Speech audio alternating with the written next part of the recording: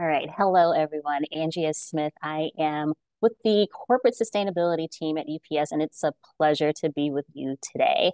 I get the distinct honor of, from my seat, taking opportunities to engage in opportunities like this and sharing more about UPS's sustainability program, but also how you too can learn from our own learnings and really a best practice sharing with our extended UPS family. I have been with the company now for 17 years. The first 10 years of that in the industrial engineering department, but have since transitioned to corporate sustainability, and it has been a pure delight ever since.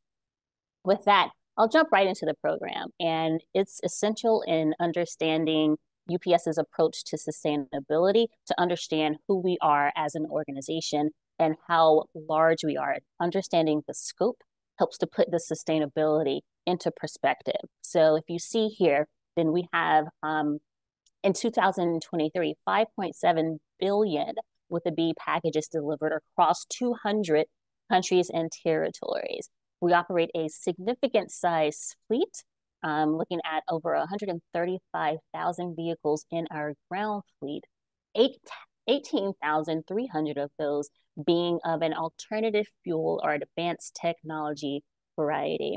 But not to forget the airspace. UPS operates a very large airline. We actually have upwards of 500 aircraft in our network.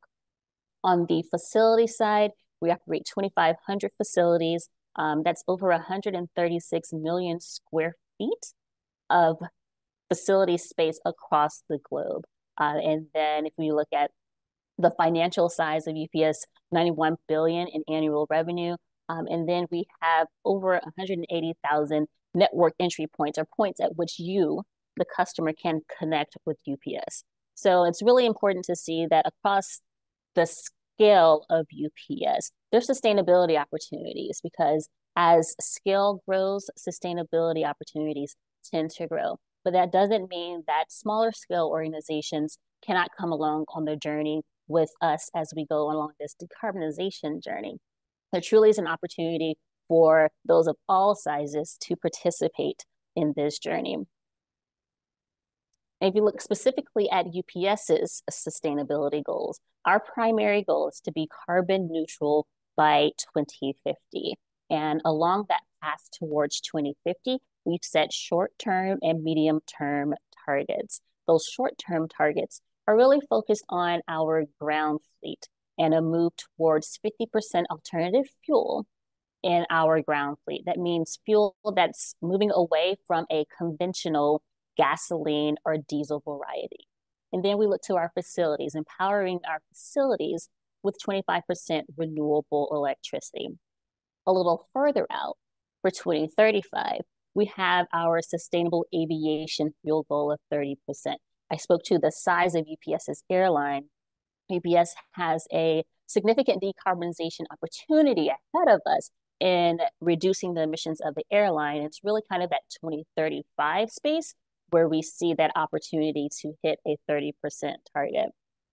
Then we move over from 25% renewable electricity to 100% renewable electricity in our own facilities. And the middle goal there is a 50% reduction per package. If you think about, we set a baseline goal in 2020 to go towards carbon neutrality by 2050. That's a 30-year goal. About 15 years in, we should be about halfway there. So that's where that 50% goal comes from. But not to forget the social side, because there's so many times where the social overlaps with the environmental portion of sustainability. So UPS has set a goal to improve the well-being of 1 billion lives by 2040. And we'll accomplish that through charitable donations, through diversity in our management, through volunteer hours, and through trees planted. The takeaway here really with this slide is to really look at the opportunities for your own organization.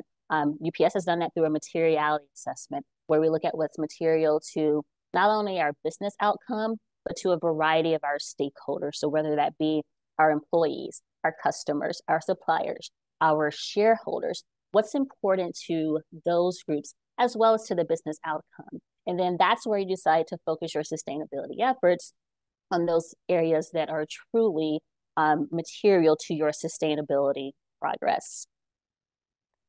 Along the journey towards 2050, we plan to pull 4 levers to help us achieve that. If you look at the slide on your screen, you see that the largest lever that we plan to pull is in the area of our drop-in and renewable biofuel. With that, think about renewable natural gas, renewable diesel, biodiesel. These again are the fuels that move us away from traditional fossil gasoline and diesel. But not to forget, that second lever is the area of zero emission tailpipe vehicles or electric vehicles as the primary example there. We do see the electric vehicle as being a significant portion of UPS's fleet of the future in our sustainability fleet as we grow that 18,300 vehicles even faster on our journey towards carbon neutrality. And then we'll also look at renewable electricity. But if you think about UPS, and as a company, we have a very engineered approach to running our network.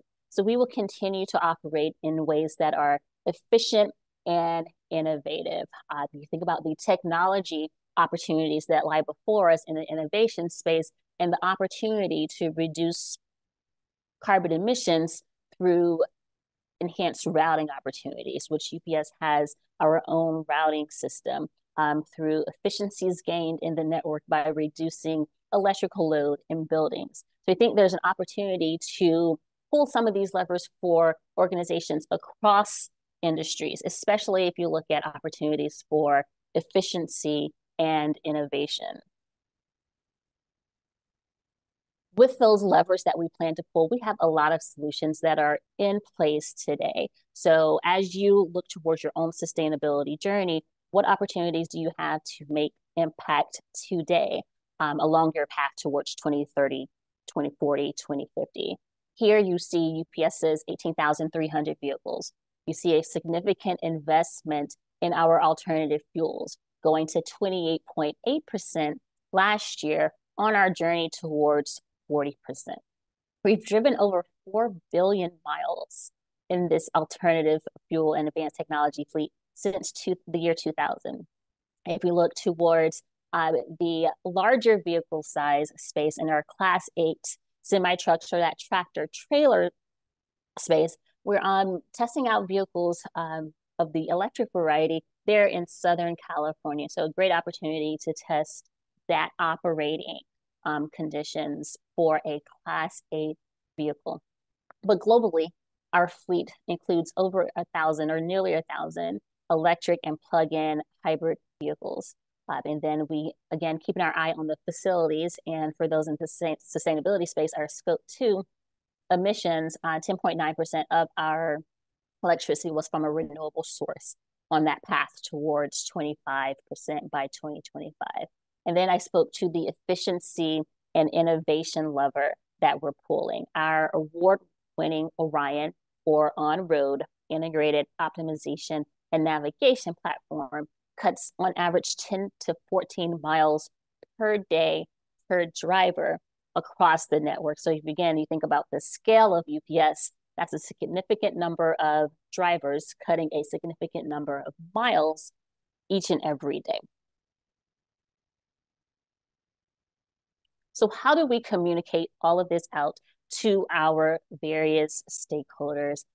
Another growing space within the sustainability space is the area of reporting and disclosures. This is how we tell our story. On UPS's webpage, you'll see all of our archived sustainability reports in addition to the current report. But as we look at the reporting landscape, that's continuing to evolve. When we started reporting nearly over 20 years ago at this point, over 20 years ago, reporting was voluntary. We very quickly here in the last 2-3 years moved to a space where it is mandatory. And now there are mandates out of Europe. We're looking at a mandate here in the US to require this reporting. How do we keep track of all of that? It's really with working with stakeholders across the organization. Um, Another takeaway, sustainability is truly about collaboration. When we are keeping an eye on these emerging sustainability disclosures, we're working with partners in governmental affairs. We're working with partners in operations. We're working with partners in engineering that are local to the facilities where some of these local laws are being enacted, and they're a little closer to the action. So staying in close communication with the various functions across the organization really helps us to keep an eye on these emerging disclosures. And here before you see just a slight sample of the disclosures that are coming ahead. We have here in the US, the SEC climate disclosure.